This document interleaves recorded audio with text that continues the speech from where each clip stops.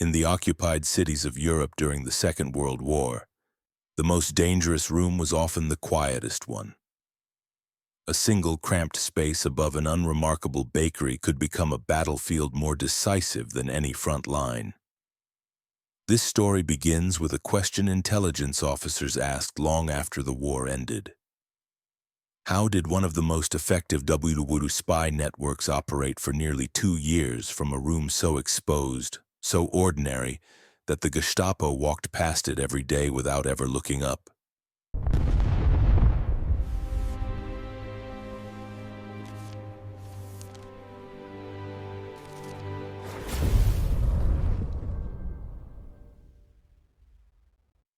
The answer lies in a combination of human nerve, improvisation, and the peculiar invisibility that flourished under occupation, where the smell of fresh bread could hide the scent of rebellion, and where the most important radio signals of the war came from a place no one thought to search. The city was under strict control. German patrols moved along the cobblestones with mechanical rhythm, rifles angled, eyes scanning windows for the slightest sign of trouble. Civilians kept their heads down, navigating shortages, curfews, and unpredictable interrogations. In this environment, the bakery on the corner of the occupied street looked like nothing more than another place struggling to survive. Its shelves were half empty, the owners thin, the customers weary. Yet inside its second floor, tucked behind sacks of flour and stacked boxes of stale bread, sat a resistance cell whose transmissions would alter entire German troop rotations across Western Europe. The hidden stairway that led to the attic room was narrow enough for a single person to pass at a time. Anyone climbing it had to know where to place their foot so the wood wouldn't creak. The walls absorbed sound. The bakers downstairs, accustomed to the rumble of ovens, never asked questions about faint tapping overhead. At the top of those stairs was the nerve center of the operation. A desk, 2 chairs, and a resistance radio built from scavenged components. The device was crude but lethal in its effectiveness. Listening posts in London would later describe its signal as one of the clearest they received from the continent during WWII. Agents rotated through the attic in pairs. Their hands moved quickly as they wrote coded messages, each phrase boiled down to essential information. Convoy positions, fuel shortages, new checkpoints, the timing of Gestapo raids, and the names of collaborators. Every message had to be short to reduce transmission time. The longer the signal stayed active, the more likely German direction-finding vans would triangulate its source. It was a deadly arithmetic. 30 seconds too long and the room above the bakery would vanish in a thunder of boots and rifle stocks. Below them, the Gestapo patrolled with growing frustration. They knew a resistance network was operating in the city. They intercepted fragments of messages referencing train movements, hidden weapons, and troop deployments. What they didn't know was that many of those messages passed directly under their noses. Bread baskets became one of the network's most reliable smuggling tools. Double-walled wicker compartments held microfilm, tightly rolled maps, and codes written on cigarette paper. Couriers disguised as bakery assistants delivered bread to cafes, hospitals, and work depots, while inside the crust, wrapped in wax paper, were the secrets that made the bakery more dangerous than an ammunition depot. The couriers themselves were young. Too young for suspicion, too fast on their bicycles, and too familiar with the side streets to be caught. They pedaled through the occupied city with calm faces, passing soldiers while carrying information that could doom entire German units if discovered. The marketplace became a convenient cover. Crowds offered anonymity. A glance, a nod, a hand brushing against a bread bag. These were exchanges that transferred intelligence of immense value, disguised as nothing more than routine gestures in a city struggling through the war. Maps covered the table in the attic. The spies marked them with faint pencil lines. The new fuel convoys arriving by night, the additional guards assigned to the eastern checkpoints, the sudden quiet around the western rail junction, usually a sign of incoming troop movements. Every detail mattered. The resistance understood that the Allies didn't need stories. They needed coordinates. Some of the most sensitive information was hidden inside loaves. Bakers shaped the dough deliberately to create a small hollow pocket. Once baked, the opening was nearly undetectable unless the loaf was torn apart. This method became so successful that Allied intelligence later documented it as one of the cleanest smuggling techniques of WWII. Ingenious, silent, and so mundane that most German patrols never imagined bread could contain anything but bread. Night brought the most dangerous work. The radio operator, usually the most experienced member of the cell, waited until the streets quieted, soldiers retreated to barracks, and the bakery ovens cooled. Then the attic filled with the faint crackle of electricity as the resistance radio hummed to life. Its operator listened for prearranged signals from London, a sequence of short tones almost like distant Morse birdsong. After confirmation, he transmitted the day's intelligence. The room felt smaller during these moments.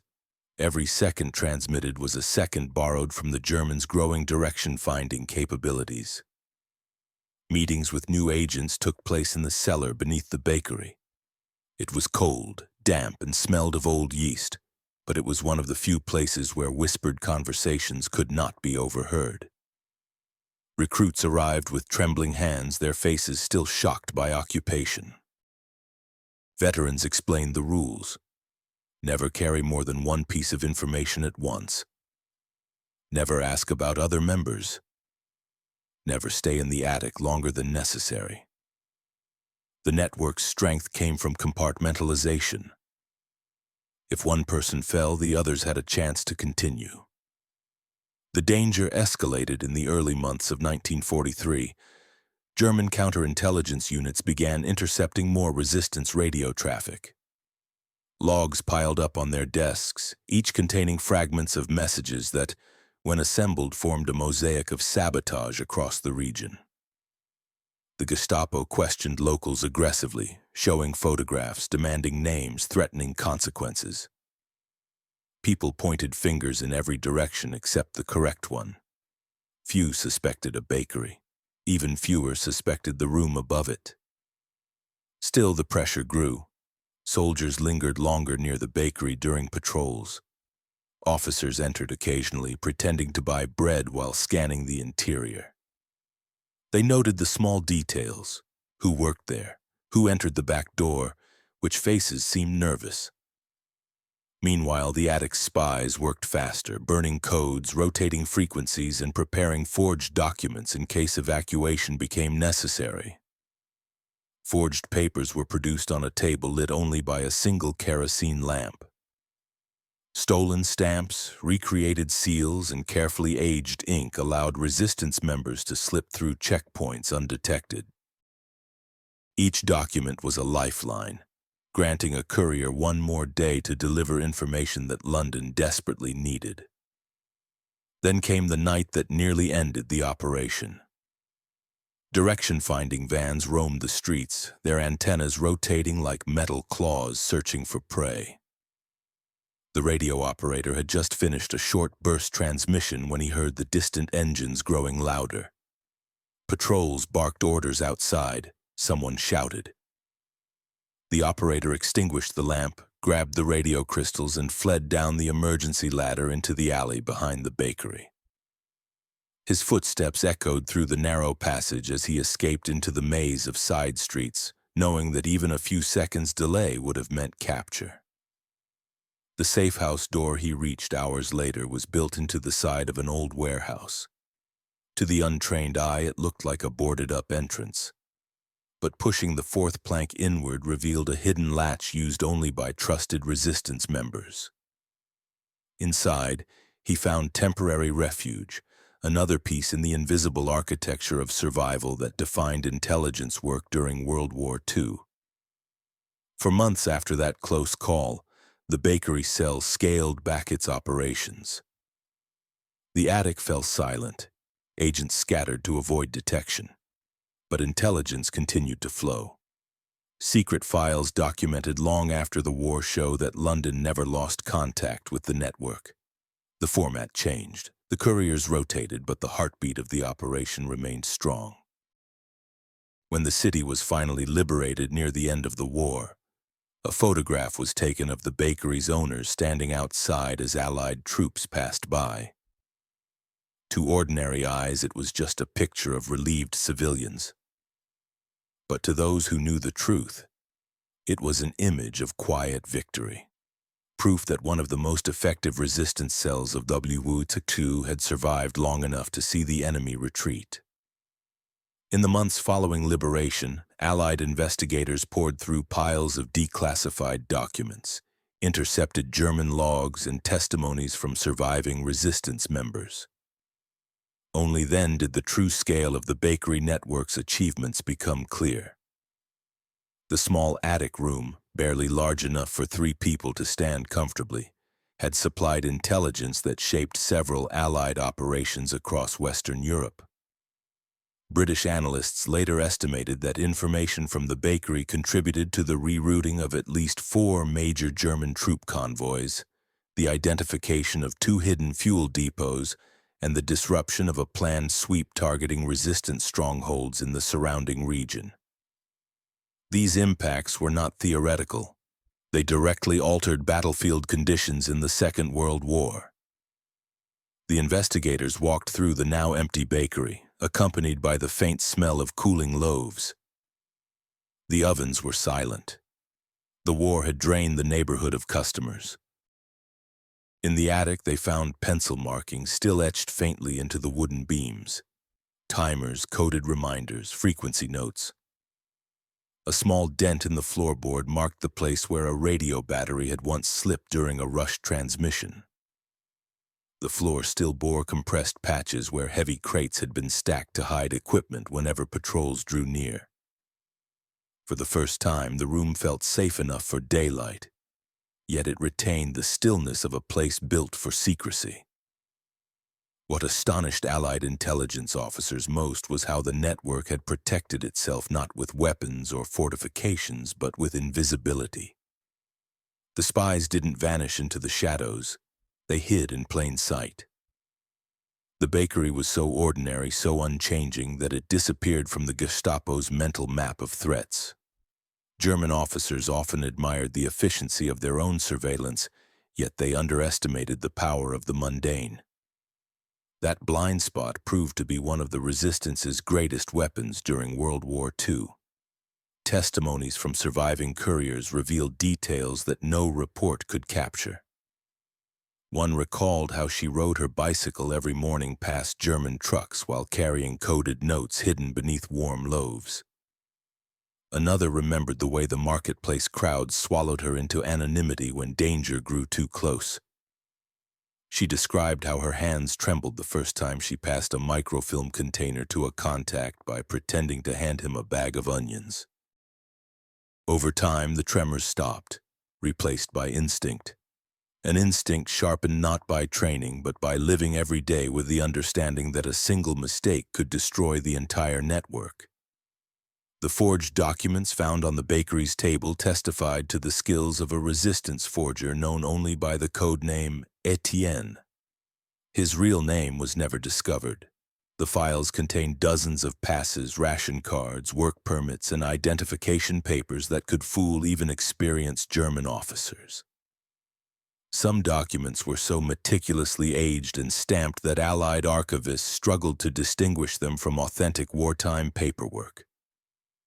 These forgeries didn't just save couriers, they kept the intelligence pipeline alive. One of the most revealing discoveries came from a stack of intercepted German radio logs found in an abandoned field office. Analysts noticed the same complaint repeated again and again. An unidentified transmitter somewhere in the district was evading triangulation. The signal was brief, consistent, and maddeningly elusive. The logs described nights spent chasing phantom coordinates, officers arguing over faulty equipment, and patrols dispatched to the wrong sectors because readings conflicted. In reality, the transmitter had been functioning no more than 30 meters from where a direction-finding van often parked to search for it. The enemy had been that close, yet utterly blind. The Gestapo's interrogations of locals painted a darker picture of the occupation. Fear had become a language everyone spoke. Each knock on a door carried the weight of potential accusation. Yet even under pressure, even when questioned at length, not a single villager pointed to the bakery. It wasn't loyalty, it was perception. To the city's residents, the bakery was a constant, a small anchor of normality in a life governed by curfews and shortages. The idea that something so essential could also be the epicenter of a clandestine war seemed impossible. This communal blindness, born from routine, protected the cell far more effectively than any weapon. Months after liberation, during the reconstruction of the city, an Allied officer placed the bakery's attic radio on a table in a temporary intelligence office. The device was battered, its wires frayed, its tuning knobs worn smooth by desperate fingers. Yet when technicians connected it to a generator, the machine crackled to life. A faint signal faltered through the static, an echo of the messages that once shaped operations across Europe. Someone in the room remarked that the radio looked too small to have caused the trouble described in German reports. Another replied that intelligence work during WWII was never about the size of the equipment, but the courage of those who used it. Surviving members of the network slowly returned to the bakery in the months after the war. Some came to reminisce, others came simply because they had nowhere else to go. The baker, who had risked everything by allowing his attic to become a war room, reopened his shop with hands that still shook from years of fear. Customers trickled back, unaware of the extraordinary history baked into the walls around them. For the older members of the resistance, this anonymity was a comfort. They never wanted medals or recognition. They wanted only to see the city free again. One of the last pieces of evidence recovered from the bakery was a declassified spy file containing shorthand notes, worn photographs, and a final entry from the radio operator. It recorded the night of the escape when the direction-finding vans swept the streets. He wrote that he feared the network would fall within days, that the attic would be stormed, and that the bakery would be burned as punishment. Instead, the opposite happened. The cell endured, adapted, and outlived its hunters. The final image in the archive file was a photograph taken after liberation. Men and women of the resistance standing in the ruins of the city, the bakery visible in the background. Some of them smiled, others stared directly into the camera with hollow eyes that had seen the worst years of the Second World War. The caption added decades later by a historian read, "Victory is not always loud." Looking back, intelligence officers agreed that the bakery cell succeeded because it understood something fundamental about resistance in WWII. Survival depended not on overpowering the enemy, but on outthinking him. The spies fought with information instead of bullets, timing instead of force, invisibility instead of confrontation. Their work demonstrated that even in a war defined by tanks, bombers, and vast armies, the quiet courage of a few individuals could alter the course of events. The legacy of the bakery network stands as a reminder of how fragile and how resilient freedom can be. It shows that the greatest acts of defiance often come from places no one thinks to search, carried out by people the enemy never imagined would matter. A room no larger than a storage closet became a weapon that shaped the intelligence landscape of WWII.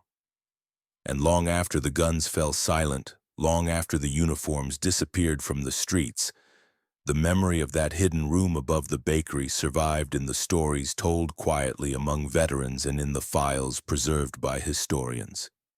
It remains a testament to the idea that in the darkest years of the Second World War, ordinary people found extraordinary ways to resist.